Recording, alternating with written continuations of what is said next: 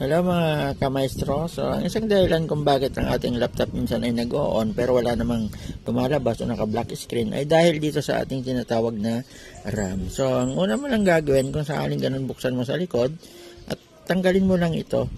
Ayan. So, ganyan lang naman kadali. Then, ayan. Itong kulay gold na ito ay gagawin mo lang dyan ay linisin mo lang yan ng malinis na basahan or ang ginagawa namin ay yung eraser. Burahan mo lang yan. So, ganyan yung kadali. After 5 minutes, balik mo lang yan. Ayan. Madali lang naman ibalik ito. Ganyan lang. Okay? Tandaan nyo pala, meron palang ngipin ito. Ayan. Kung saan pala nakatapat dyan, dun nyo lang sushoot. So, ganyan mo lang. Tapat mo lang. Ayan. Parang hindi ko na ayan. Ayan. Then, diinan mo lang. Okay.